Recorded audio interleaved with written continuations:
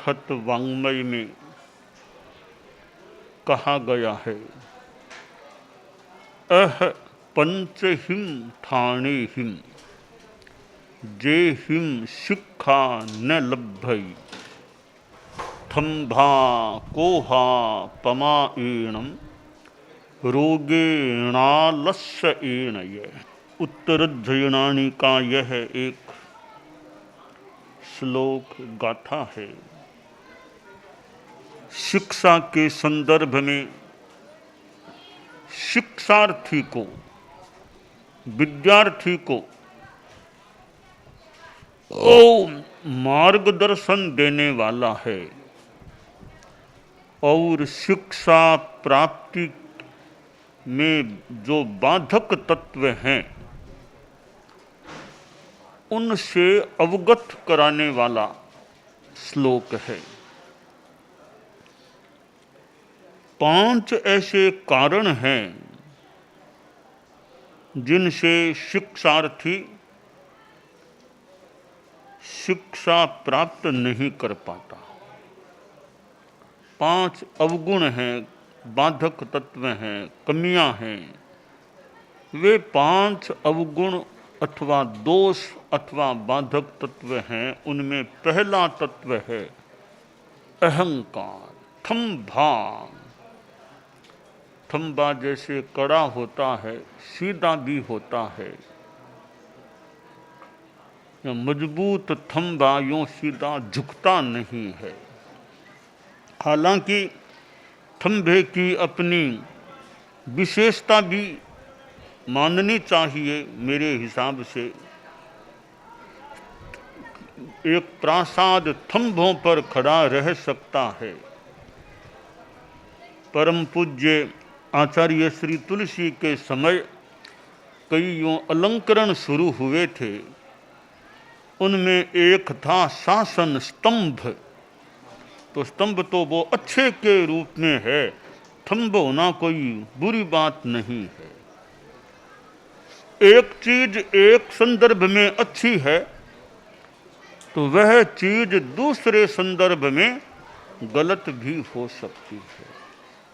तो संदर्भ कौन सा है, द्रव्य क्षेत्र काल भाव कौन सा है, यह विवेक का विषय होता है। तो शासन स्तंभ बहुत महत्वपूर्ण एक अलंकरण है। शासन श्री, शासन गौरव और शासन स्तंभ। संभवतः शासन गौरव से भी बड़ा सम्माननीय अलंकरण है वह शासन स्तंभ का है। और गुरुदेव तुलसी ने अनेक मुनिवरों को शासन स्तंभ सम्मान से सम्मानित किया था। बाद में गुरुदेव के मानव पदचिन्हों का अनुगमन करते हुए मैंने भी शासन स्तंभ अलंकरण से मुनिवरों को अलंकृत किया था। जैसे मुनि श्री घासीराम जी स्वामी को और मंत्री मुनि श्री सुमेरमल जी स्वामी लाडनों को। तो मैं यह बता रहा था कि स्तंभ होना हर जगह गलत नहीं है। जहाँ मजबूती दिखानी है, एक आलम्बन देना है, तो वहाँ स्तंभ एक अच्छी चीज भी हो सकती है। और जहाँ अहंकार का प्रसंग हो कि जैसे अहंकारी आदमी झुकता नहीं है, यूं कड़ा रहता है। जैसा कि मैंने कहा, कड़ा रहना हर जगह बुरा नहीं है। जहाँ तक झुकने की बात है, हर जगह आदमी क्यों झुके। जहाँ झुकना उचित है वहाँ यह मस्तक भले झुके, पर हर कहीं यह हमारा उत्तमांग झुके भी क्यों। पूजनीय हैं, वंदनीय हैं, सम्मान्य व मस्तक झुका भी सकते हैं। और जहाँ लगे यहाँ नहीं झुकाना ही उचित है तो मस्तक ने भी झुके। जरूरी नहीं है कि मस्तक नहीं झुकाने में अहंकार होता ही है। अहंकार नहीं है फिर भी आदमी मस्तक नहीं झुकाता है। यह मस्तक का नमना अगर हर जगह हो जाए फिर तो वो सारे एक समान ही हो गए ना। छोटा कौन बड़ा कौन, कुछ एक प्रोटोकॉल के हिसाब से भी अब हमारे संत हैं, रत्नाधिक मुनिवर हैं, उनके सामने तो मान लो मस्तक झुकाए वंदन करे, ठीक है। अब छोटा संत आ गया तो उसके सामने भी मस्तक झुकाना, उसके भी पांव छूना कोई अपेक्षित भी नहीं लगता, और प्रोटोकॉल के हिसाब से भी शायद ठीक सामान्यतया न हो। खैर, यहाँ जो थंभा शब्द है,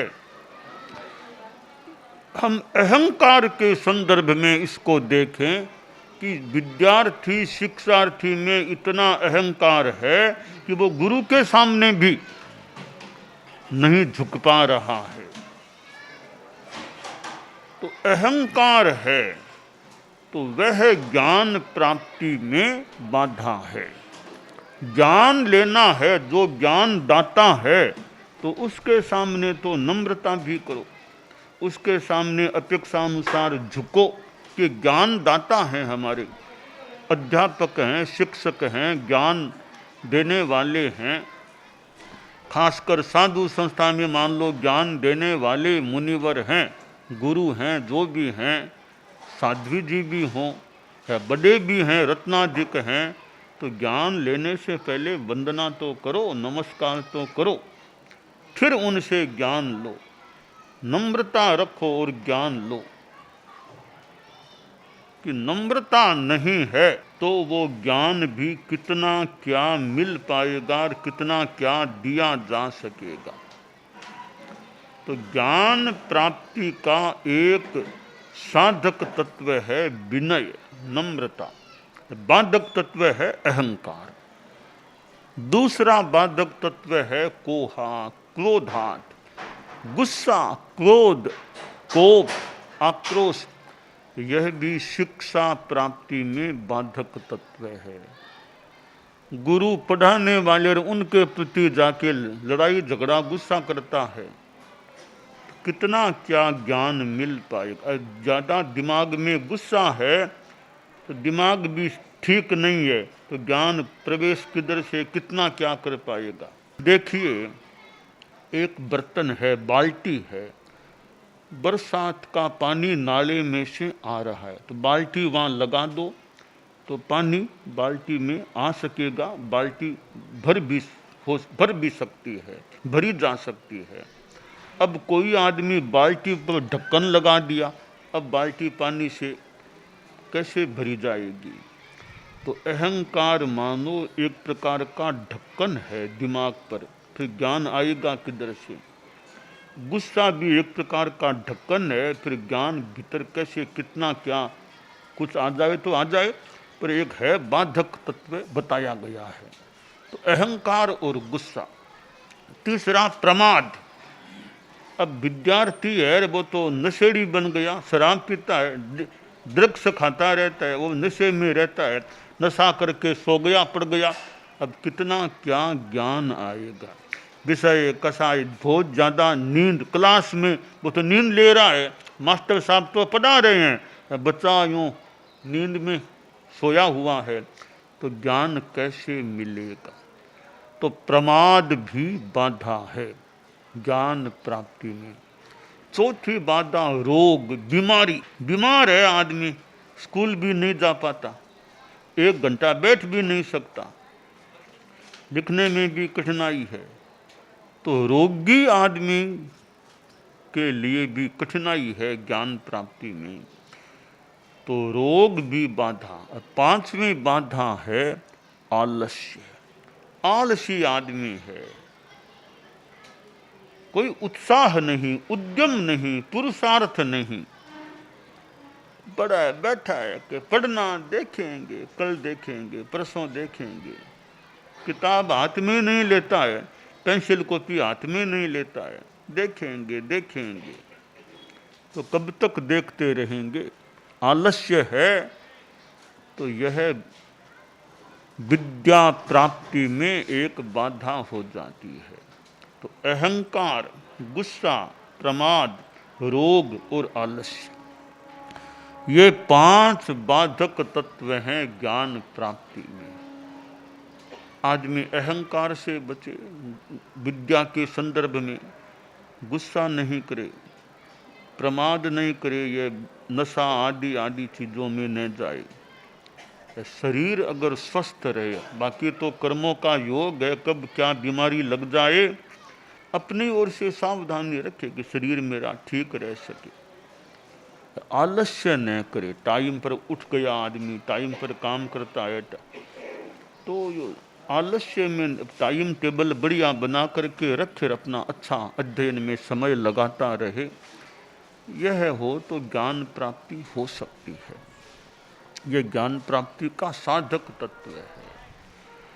तो यह ज्ञान बहुत है, वो फिर अध्यात्म विद्या का ज्ञान। अब गुरु जी के पास दोनों विद्यार्थी पढ़े थे।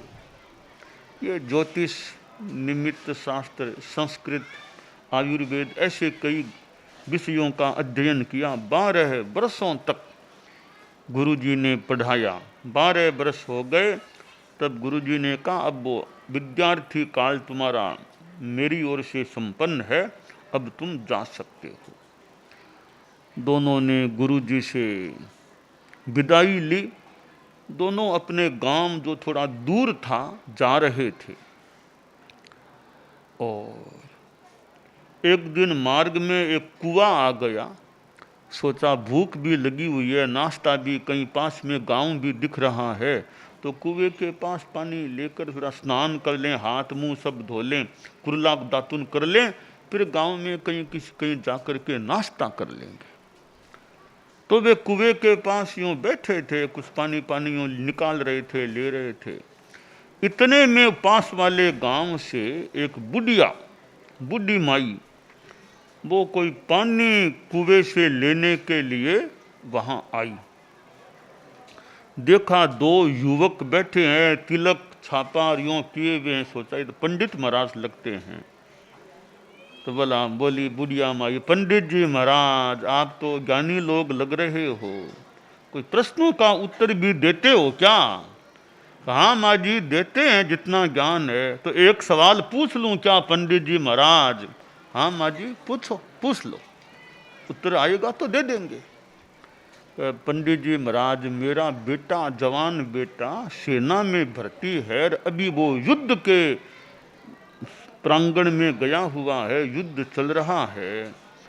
तो पंडित जी महाराज मेरा बेटा सकुशल आ जाएगा ना, मेरे पास सकुशल आ जाएगा ना पंडित जी महाराज?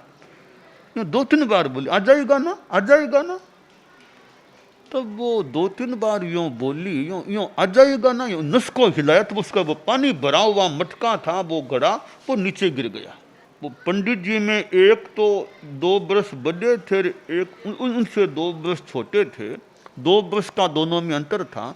तो बड़े पंडित जी ने तत्काल कहा क्या तेरा बेटा आ जाएगा? तेरा बेटा मर गया, क्या तेरा बेटा आ जाएगा? बेचारी बुढ़िया रोने लग गई, मेरा बेटा मर गया, जोर जोर से रोने लग गई। 2-4 मिनट में रो रही थी। तब वो छोटे पंडित जी थे, वे बोले बुढ़िया माँ रोवो मत, आपका बेटा मरा नहीं है, जिंदा है। इतना ही नहीं, घर के बाहर पहुंच गया, आ गया, जाओ जल्दी जाओ, बेटे को द्वार खोल के घर का अंदर ले जाओ, बेटा माँ तैयार मिलेगा। हैं तैयार? हाँ जाओ माँ जी। देखो वो पानी की बात गड़ा तो फूट गया बेचारी, यही जितना चल सकती थी थोड़ा तेजी से चली। आखिर बूढ़ी अवस्था थी, वृद्ध महिला थी, 2-3 फलांग दूर घर था। गई तो देखा बेटा तो बाहर खड़ा कि माँ आ गया मैं। अच्छा बेटा आ गया, माँ को प्रणाम किया। माँ ने वो घर खोला कि बेटा चलो बैठो तुम, ये अपना पानी हाथ मुंह धो लो, बाद में तुमको नाश्ता कराऊंगी।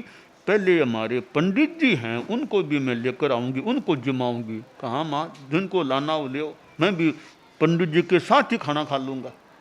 तो बुढ़िया माँ गई और जाके वो दोनों वहीं बैठे थे पंडित जी, तो वो छोटे पंडित जी थे, उनको जाके प्रणाम किया बुढ़िया। वो बोले माँ जी मुझे क्या प्रणाम, मैं तो आपके बेटे के समान हूँ। कि पंडित आपने बहुत सही बात कही कि बेटा आ गया, मेरा बेटा वहाँ तैयार मिल गया, आओ मेरे घर आप जिमो भोजन करो। कि माँ जी कोई खास नहीं माँ जी, नहीं नहीं आपको पंडित जी खाना तो लेना पड़ेगा, ऐसे नहीं जाने दूंगी मैं। का देखता हूँ इनको मत लाना साथ में, इनको मत लाना। तो माँ जी आएंगे तो दोनों ही आएंगे, अकेला नहीं, आप इकट्ठे देख लो जैसा आना हो आ जाओ। दोनों आए। तो माँ जी ने छोटे पंडित जी को तो मन से खाना खिलाया, दूसरे को व्यवहार के नाते भोजन करा दिया। और दोनों ने भोजन कर लिया। और माँ जी के पास जो कुछ दान दक्षिणा थी, छोटे पंडित जी को जो कुछ दे सकती थी, रुपया नारियल, वो भी उनको दे दिया। अब वो वहाँ से रवाना हुए तो बड़े पंडित जी बोले कि चलो वापस गुरु जी के पास चलेंगे। क्यों भाई, विदाई ले ली हमने तो नहीं नहीं, गुरु जी ने पक्षपात किया है, तुमको ज्ञान ज़्यादा बढ़िया दिया, मुझे ज्ञान ठीक नहीं दिया, ये गुरु जी ने पक्षपात किया, मैं जाकर गुरु जी से झगड़ा करूँगा। वो बोला रे गुरु से क्या झगड़ा, कि नहीं नहीं पक्षपात किया, आप भी मेरे साथ। कि मुझे तो कोई शिकायत है नहीं। कि शिकायत नहीं, हमें चलना तो साथ ही है ना, तो साथ चलो तुम भी। ठीक है चलता हूँ। दोनों गए गुरु जी के पास। गुरु जी ने देखा रे वापिस कैसे आ गए। जाति वो बड़ा बोला क्या आ गए आपने, कितना पक्षपात किया, मुझको ज्ञान ठीक नहीं दिया, इसको ज्ञान ठीक दिया आपने। थोड़ी देर बोलता रहा। गुरुजी शांति में रहे। जब बोलते बोलते चुप हो गया तब कहा भैया क्या बात है, कौन सा पक्षपात किया बता मुझे। कि नहीं ये उत्तर देते हैं वो सही निकलता है, मेरा उत्तर गलत होता है, इसमें क्या कारण है, आपने ज्ञान मुझे सही नहीं दिया होगा।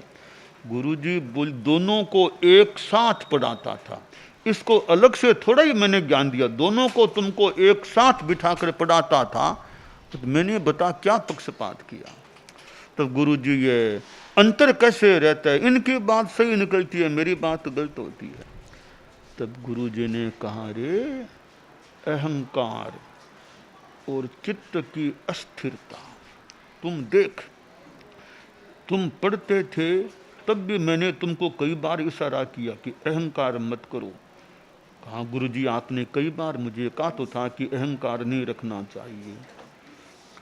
चित्त की स्थिरता, विनय और चित्त की स्थिरता, ये बड़े महत्वपूर्ण तत्व हैं। तो गुरुजी देखो एक घटना बताऊं आपको। बता कौन सी घटना, कि कई घटना एक बताऊं, बता। कि हम गए एक गांव में, वहाँ कुएं के पास ठहरे, हम पानी पानी निकाल रहे थे, इतने में बुढ़िया माई आई तो उसने प्रश्न किया कि मेरा बेटा जो युद्ध में गया वह सकुशल आ जाएगा ना। तो पहले जवाब किसने दिया तुम दोनों में, वो बड़ा बोला मैंने दिया। तो गुरुजी ने कहा इन्होंने थोड़ी देर के बाद में दिया कि तुमने इतनी जल्दबाजी क्यों की। तत्काल जवाब दिया, कहाँ दिया तो तत्काल था। तत्काल किस आधार पर दिया कि गुरुजी वो प्रश्न माजी ने पूछा ना, तो माजी प्रश्न पूछ रही थी, पूछते पूछते उनके सिर से घड़ा नीचे गिरा, वो पानी भी गिर गया और घड़ा फूट गया।